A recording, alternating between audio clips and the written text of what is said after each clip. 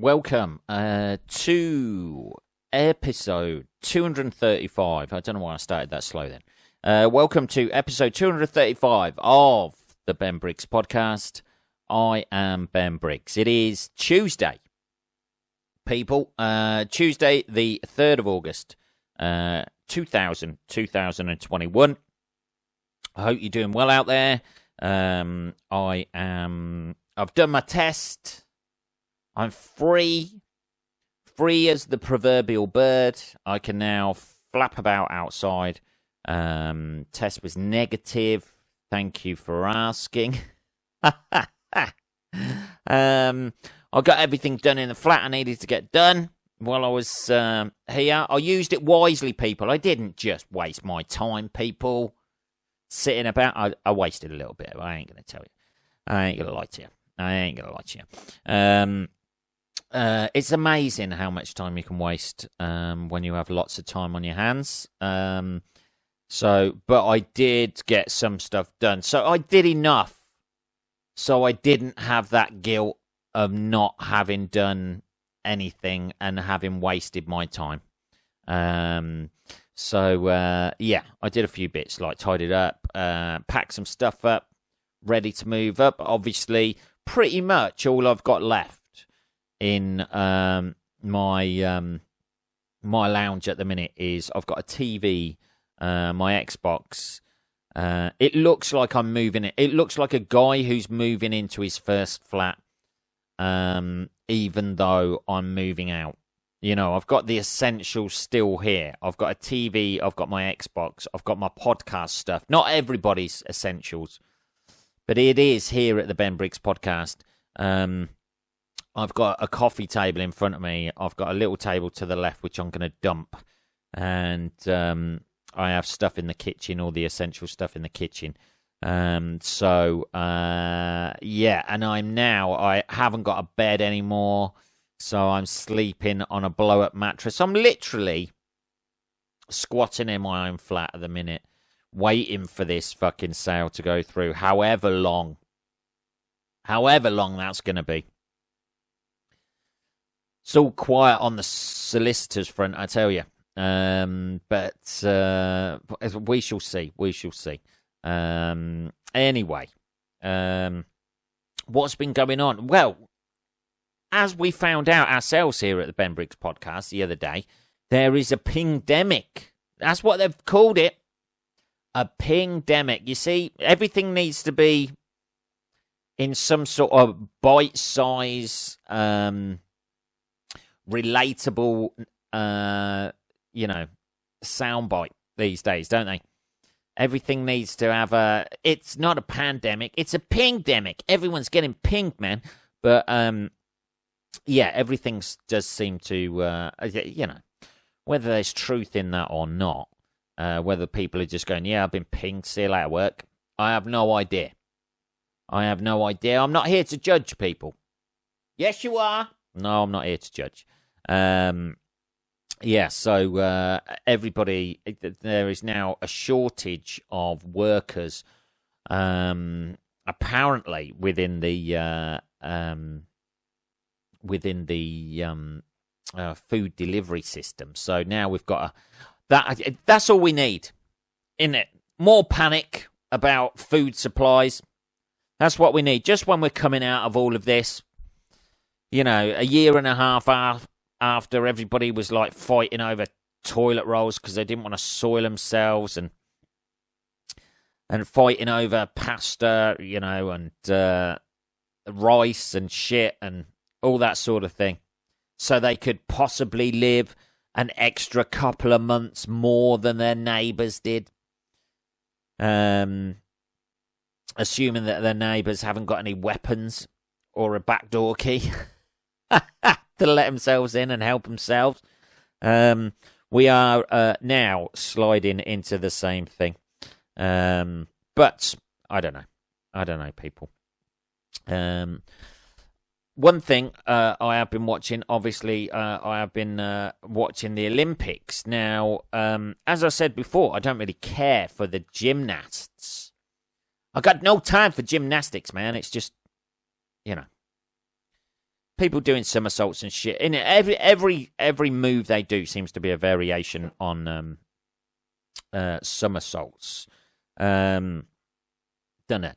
Really, everything. They're either somersaulting onto something or somersaulting off something. The head goes around a bit, doesn't it? They might do a variation of that, but that's essentially it, isn't it? I think as long as they land with 2 feet and don't stumble back, it was all right. That's how I see it. But Simone Biles, this is it's a very modern day thing, I think. Has quit some of her activities. I don't know. Running up to a fucking hobby horse was too stressful for her. I don't know. Maybe she got attacked by a horse when she was younger. But she's cut some of the events she's doing because she's prioritizing her mental wellness. This is where we are, people. Olympic athletes, famed for their mental strength, are now, and she has been lauded for this. People, I think a little bit people are lauding her because, it gives them an excuse not to do anything. I imagine it's very stressful going in the Olympics. I imagine it is. Just from, the pressure to do well. But it seems a very modern thing where people are, it's a tricky line, isn't it? Because obviously something's wrong there, isn't it? If she doesn't feel she can do the events that she's listing down to, but it's also, aren't Olympians?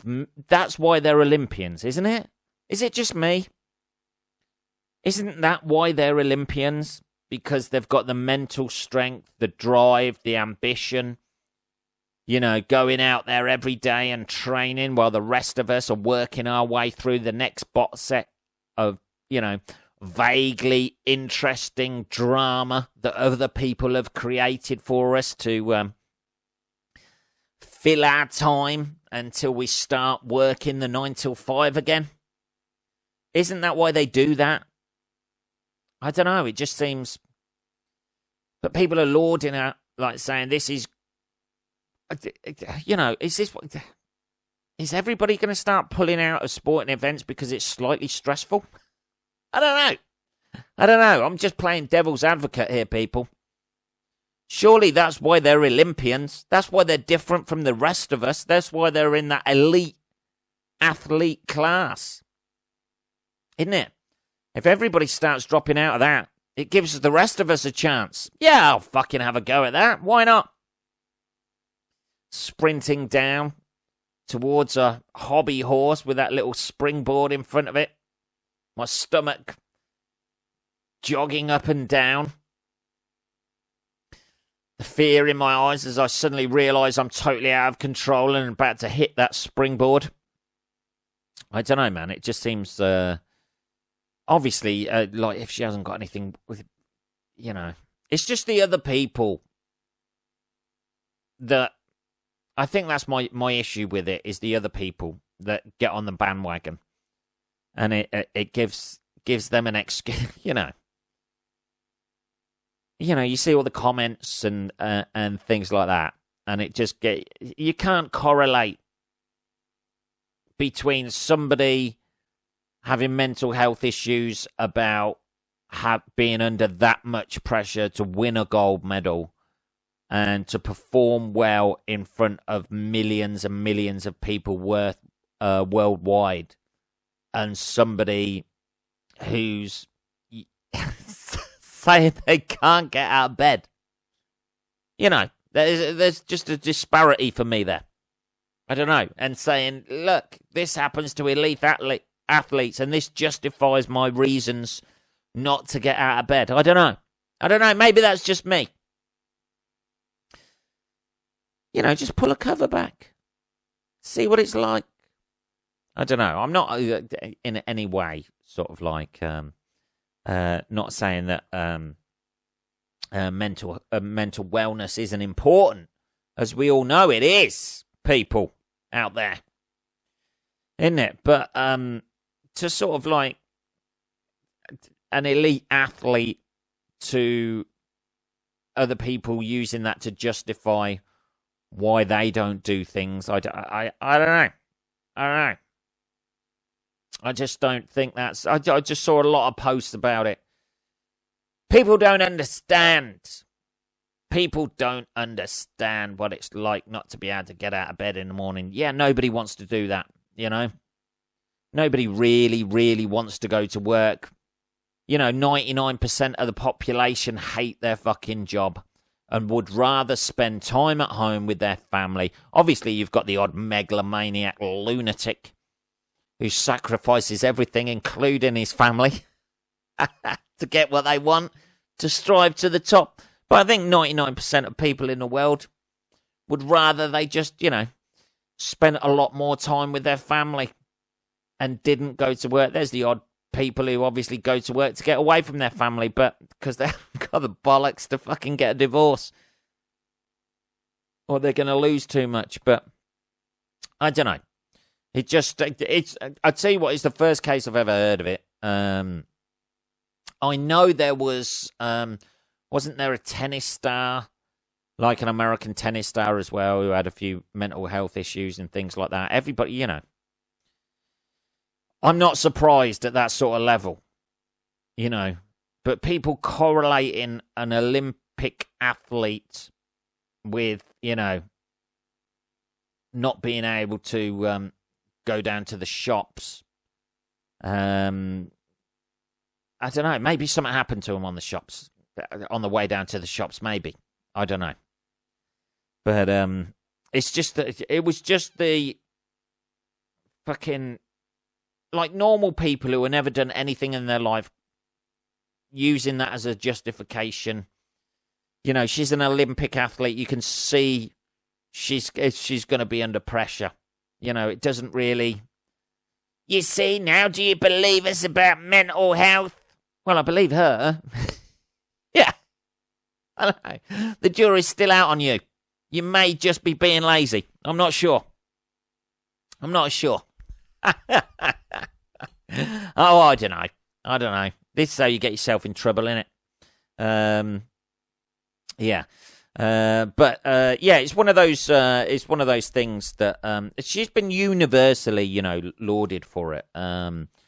Which obviously, it's a big. It's a big thing these days. Mental health awareness, isn't it? You can't really prove or disprove it either, can you? And obviously, it affects everybody differently. I think that's probably why one of the. Maybe that's just the human condition. Maybe we're, not meant to live the way we're living, and that's why a lot of people have mental health issues. But how do you change that? You know what I mean? We can't all go back to foraging in woods and shit. Living off the land because other people own it now. You'd be like, I'm going to live off the land. Hey, what you doing? Picking my fucking berries. I was just trying to live off the land like we used to do. Well, get on somebody else's land. That's it, innit?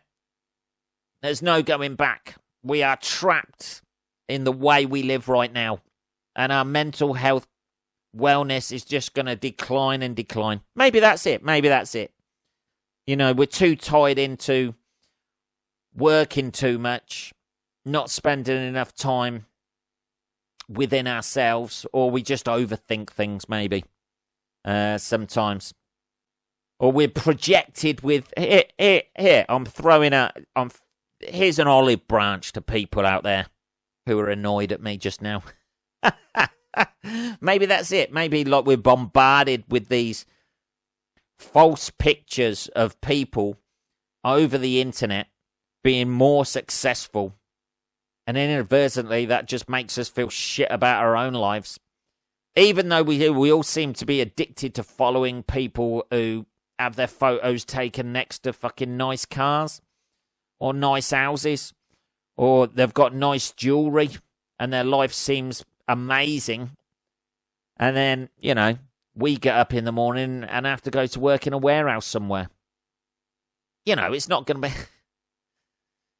you can only fake so much, I think, sometimes, can't you? Sometimes you probably just got to admit, probably not going to realise my dreams. I might as well just, try and make myself happy a little bit rather than keep up with the Kardashian lifestyle. I don't know. But anyway, she seems to be the first sort of like athlete where this has been an issue during an Olympics. It'll be interesting to see whether this opens up the door. Because she must have been trained. She's been training, 5 years for this now? Even with the year's delay and stuff like that. And maybe it's not going the way she wanted. Maybe she hasn't got a headspace in there. But I think there's something very different between... It was just the sort of like justification for people's own... And people turn it round then on them, don't they? They'll use that scenario of what that Olympic athlete is going through. And they'll comment on it and then just give you their life story in a comment on the story. I know exactly how she feels. I can't fucking even face making dinner. How are you surviving? Well, I have to make it to survive, but I can't face making it. Oh, so you do it then? Well, yeah, but, okay. I don't know. It'll be interesting to see how, everything seems to be about that these days. And I'm not, I'm not here to profess that I'm completely sane. I just bury that shit. That's it. I just bury that shit now. I'll deal with that in retirement. But isn't it best to get it out in the open? No, because nobody really cares. To be honest, you get how are you, hun? A hollow thing, or you mention. That's all that happens, isn't it? It just becomes like all the posts become like a pity party. Nobody's really concerned. Your family might be, a few of your friends might be, but after a while, I think if you keep banging on about it, people just get fucking bored. Oh, Jesus. Is she posting about that again? Which is probably part of the problem. They used to, people still say that though, like, people are still saying, we need to discuss mental health more and we really need to focus on this issue. Who's not discussing it? Just post one fucking post about mental health and you'll see how many people post about it. I know how you feel because this is my life, blah, blah, blah, blah, blah, blah. I don't know. It's, anyway, so let's have a bit of cup of tea. I'm not saying it doesn't exist. I'm just saying maybe your life, unless you've had something horrendous happen to you, maybe it's just the fact that you're not reaching your goals or setting your sights too high, baby. Who knows? Who knows? In 2 months' time, I could be on here just smacking my head against the microphone. Ah! Why me? Why me?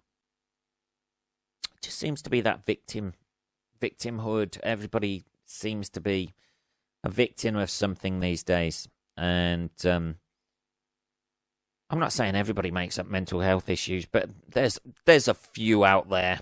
We all know, don't we? We all know. If people make up the fact that they've got cancer, something tangible that you can prove that somebody's got, and people still lie about that, there might be just a smidgen of a chance that maybe some people are just doing it for attention. Yeah, I said it. It's out there now. But it's difficult to pin down the ones that are in it. That's the thing. Can't just drag somebody in the room, play them maudlin music, play them an album of Radiohead, leave them in a room with a rope. After an hour, you look inside. If they're not swinging, you fucking lying bastard. You can't do that, can you? It's not ethical. Anyway, let's move on to something else. So that was that. The next one, Extinction Rebellion. Hey man, we're going to rebel against extinction. This was the story of James Brown. Get on up. Not that one. James Brown, former Paralympian. Here we are. We're keeping it with the Olympic theme. Has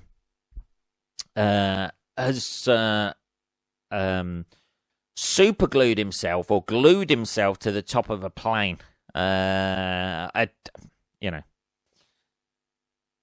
It says here, a bottle of superglue in James Brown's luggage went undetected. He's a Paralympian as well.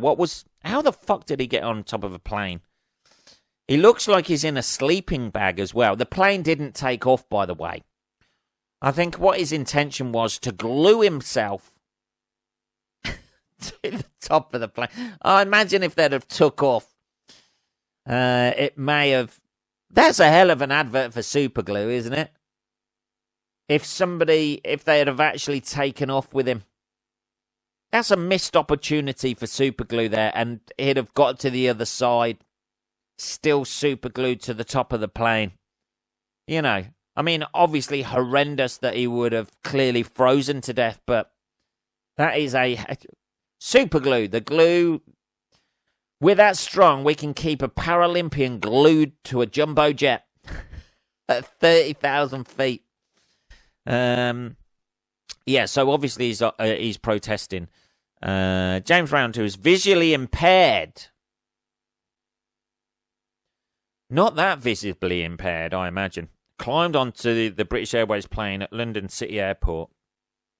This was in October 2009, so he must have just been convicted. He's been found guilty, sorry. The 56-year-old glued his right hand to the Amsterdam-bound plane, wedging his phone in the door so it wouldn't close. You cynically use your disability to put your plan into action, said Judge Gregory Perrins. Dear. He could have just said, look, sorry, somebody said go straight up there, and I thought they meant the roof.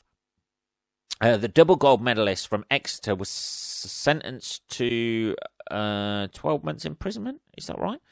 Northern Ireland-born Brown, who represented Great Britain in cycling and athletics before competing for Ireland in cross-country skiing, spent an hour on the aircraft before he was removed.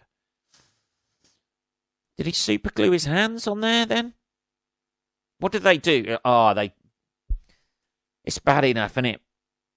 Superglue on your hand. When you get superglue on your hand and you have to pick it off and it just takes all the skin off. I imagine there's just a hand print with his just a layer of skin still on the top of the plane. You intended to cause the maximum amount of disruption possible at the airport, if not to shut it down completely. I don't know how that would shut it down completely, not unless like all Paralympians just went out in some sort of like 9/11 mass, just to confuse everyone. Somebody in a wheelchair just glued themselves to a fucking piece of luggage. You know, that's it. An amputee super glued to the side of them steps. The jury heard that Brown had booked his flight on the morning of the stunt and had been offered assistance with boarding due to his disability, but he goes, no thanks. He had a bottle of superglue in his luggage that had not been detected by security. I didn't realise you couldn't take superglue. Brown declined an offer by a member of cabin staff to help him to his seat, telling her that he was going to climb onto the roof of the plane. I bet she just laughed that off as well. Oh, no, I'm all right. I bet she was uncomfortable because it was, visually impaired anyway. And that was just, do you want a hand to your seat, sir? No, thanks. I'm just going to sit on top of the plane. Oh, what a card you are. No, sir, get down. No, stop. You can't climb. Said Brown had overcome the barriers to live a successful and inspiring life, competing at 5 Paralympic Games and becoming a successful businessman. Brown won gold in bronze in cycling. Yeah. So he's been protesting. To be fair, he did well, no, I imagine the plane was running, wasn't it? Like when he got on board, they're usually running, aren't they? So if anything, the ultimate irony of all of this is that he wasted fuel while they were trying to get him down. Plus the fact, if he had stayed up there, the added drag factor of him super glued onto the roof in the journey would have burnt more fuel as well. I don't know what, people, I don't know what the best he hopes to get out of that, really. I know he wants, everything to stop for flights not to go ahead and us to stop polluting the airwaves with our airline travel, but I don't think, somebody, they're not going to say on, they're not going to say the CEO of that airline is not going to suddenly go, oh, fucking hell, man. He is just that visually impaired guy supergluing himself to the top of the plane. He's just made me realise that we are polluting like fuck. Something needs to be done about it. If it's got to the stage, at what stage do they end it, though? They go, right, okay, we've had a visually impaired guy. If we have a paraplegic supergluing himself to anywhere on the plane, maybe the tail. If we have a paraplegic superglued to a tail, then we're going to have to go into another industry. This is just getting out of hand. Just an airline just targeted by ex-Paralympians, just randomly supergluing themselves to different parts of the plane. The wheels come down. There's a guy with no arms. Just glued to the landing gear. They should have all done it. There should have been mass Paralympian gluing onto that plane. Just all over it. That would have probably got a little bit more attention. Not that that hasn't got any attention. But it's going to end there, isn't it? Anybody, the only thing that's going to really come out of that is going to be that guy is going to find it very difficult to get a flight now. Isn't he? He's just going to, he's going to get searched every time he takes a plane. Every time he gets into the airport, look, it is going to be one of the random ones selected. And they're going to be looking for that super glue. In everywhere. He's not going to be able to take any liquids on a plane. That's it. He's done any form of liquid whatsoever. He's going to get guided to his fucking seat and glued there. Hey, you want to stick yourself to something? Here, have a bit of super glue on your chair. Fair play to him, though. There's not many people that would go as far as that. That shows commitment, doesn't it? Here we see, we've got two different stories there. An able-bodied athlete who's quit because of mental health issues, and a Paralympian, former Paralympian, willing to superglue himself to the roof of a plane. Jesus. That would have been a hell of a flight for him if they'd have left him up there. A hell of a flight. The exhilaration and the fear as you just see the front of your fingers as you hit like 20,000 feet, 400 miles an hour going through, and your fingers start fucking buckling up. They're slowly torn away from the fuselage. Ah, dear. Fair play to him. There's somebody who has commitment to the cause they're fighting for. What are we on? Half an hour, people. That was episode 235 of the Ben Briggs podcast. If you want to contact me at all, it is just podcast at benbriggs.co.uk. I will be back on Saturday, motherfuckers. Have a good rest of your week. I shall speak to you then. Take care.